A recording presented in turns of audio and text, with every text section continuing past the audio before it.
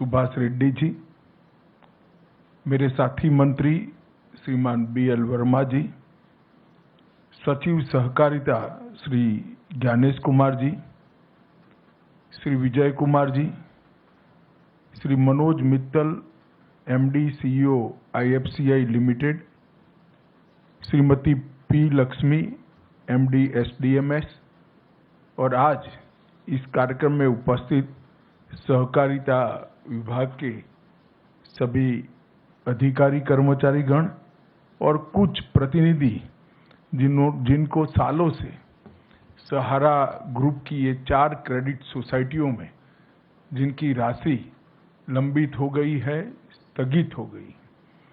आप सभी का आज के कार्यक्रम में मैं हृदय से स्वागत करता हूं। मित्रों, ये छोटा सा परंतु महत्वपूर्ण कार्यक्रम है। ये कार्यक्रम का महत्व 2 दृष्टि से है। एक तो करोड़ों ऐसे लोग जिनकी गाढ़ी कमाई एक 4 क्रेडिट कोऑपरेटिव सोसाइटियों के अंदर स्थगित हो गई। घोटाले का आरोप लगा, कोर्ट केस हुए, एडमिनिस्ट्रेटर अपॉइंट हो गए हैं।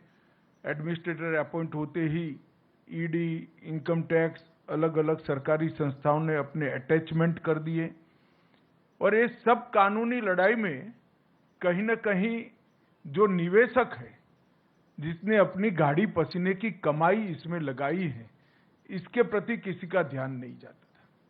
और ये कोई पहली ऐसी कहानी नहीं है। कहीं पर भी इस प्रकार के घोटाले का आरोप लगता है या घोटाले होते हैं तो तुरंत ही मल्टी एजेंसी सीजर हो जाता है।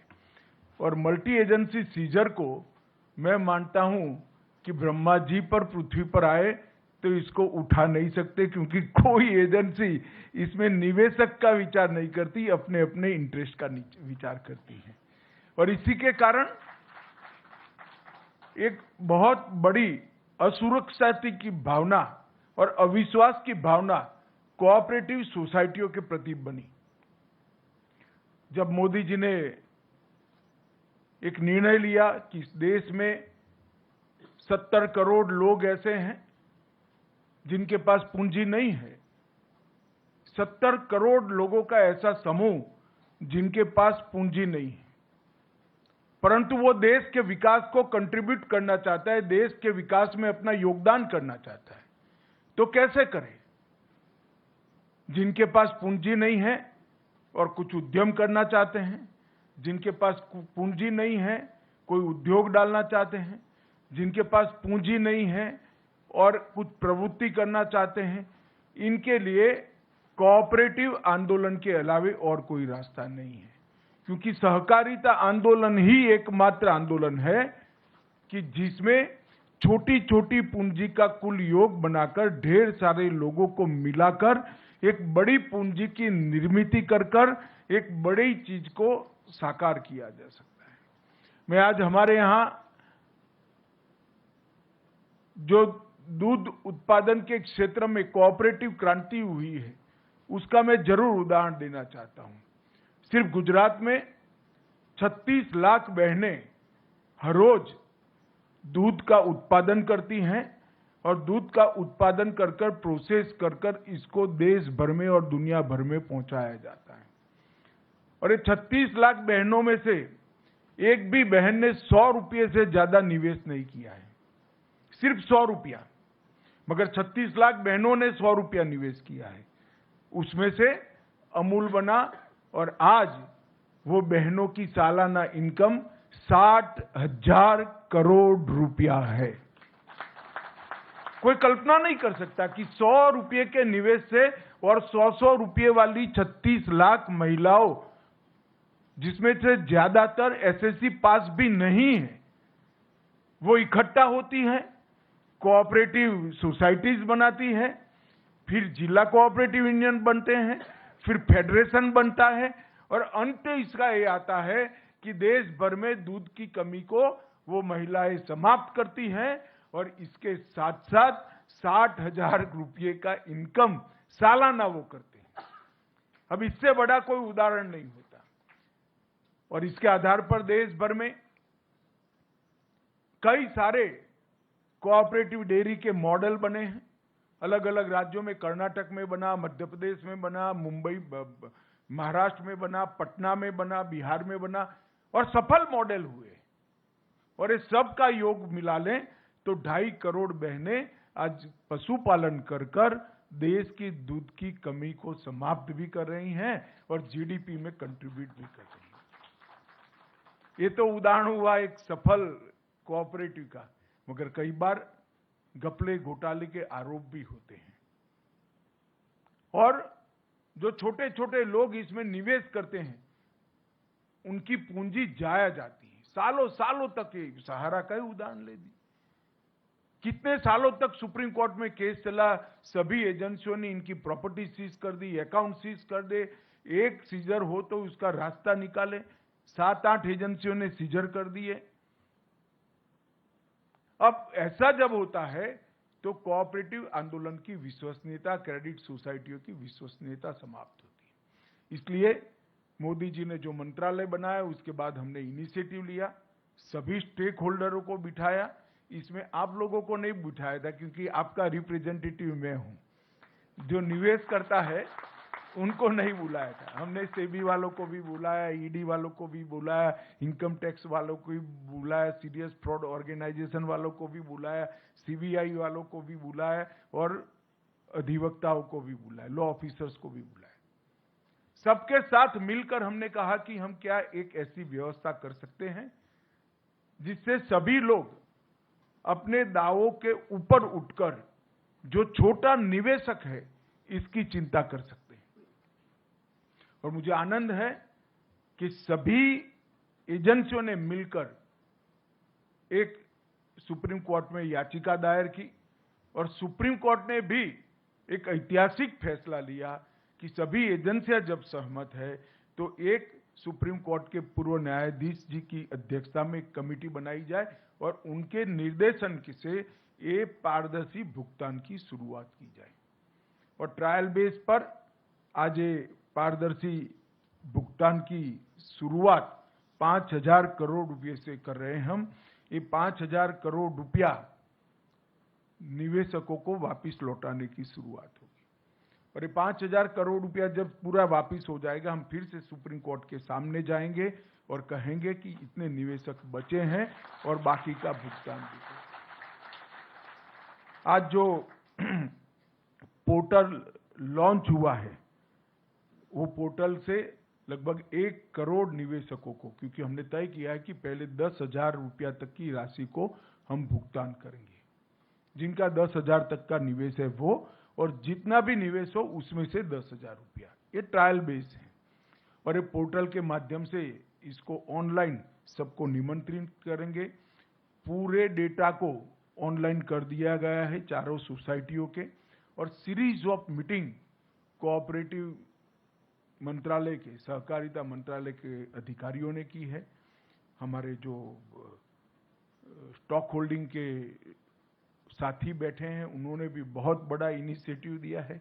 मैंने उनको चाय पर बुलाया था, मैंने बोला इसमें कमाई आपको चौनी भी नहीं होने वाली है, मगर ये सेवा का काम है, आप तत्परता से करिए। मैं स्टॉक होल्डिंग का भी धन्यवाद करना चाहूंगा कि इन्होंने बड़े मन से इसमें हमारा सहयोग किया है और रेड्डी साहब ने भी 3 से 4 बार मीटिंग कर कर इसको गति दी है। मेरा मीटिंग करना तो स्वाभाविक है, मगर सुप्रीम कोर्ट के निवृत्त न्यायमूर्ति जब आपकी परेशानी को समझकर इसके लिए परिश्रम करे, वो हमारे लिए बहुत सकारात्मक संदेश है। मित्रों, लगभग 1 करोड़ 7 लाख निवेशकों को ये पोर्टल के अंदर पंजीकरण करने का अधिकार है, जिनकी पूरी राशि लौटाई जाएगी।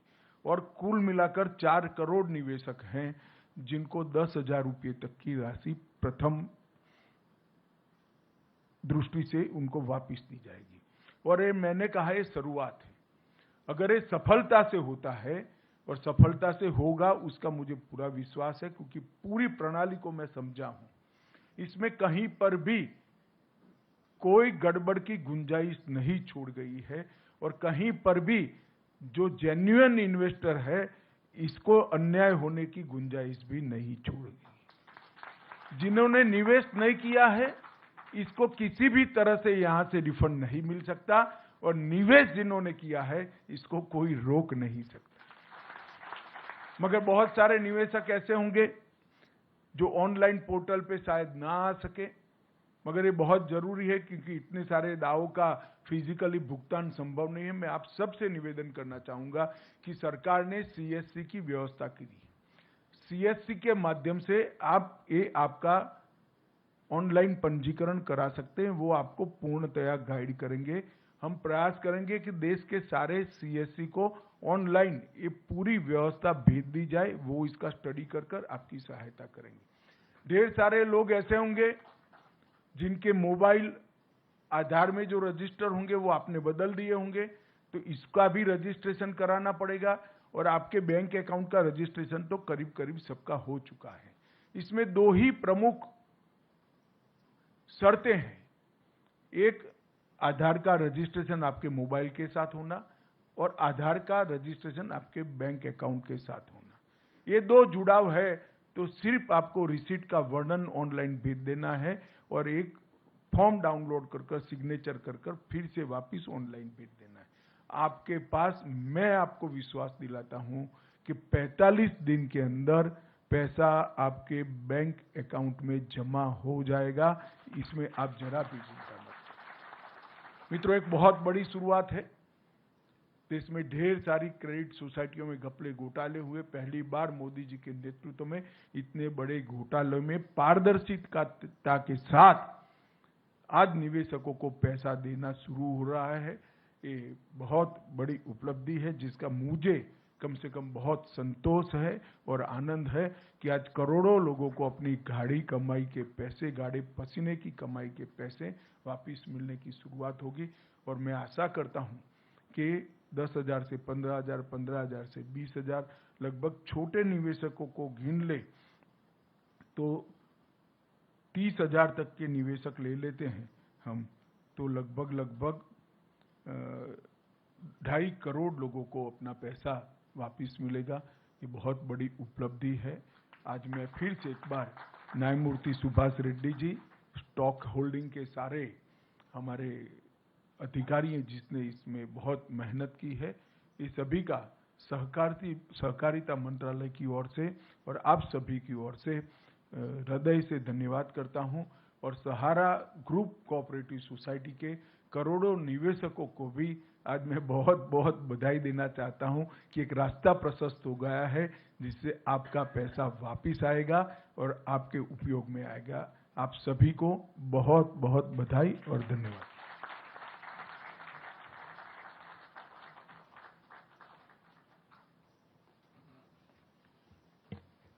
माननीय मंत्री जी का बहुत बहुत धन्यवाद।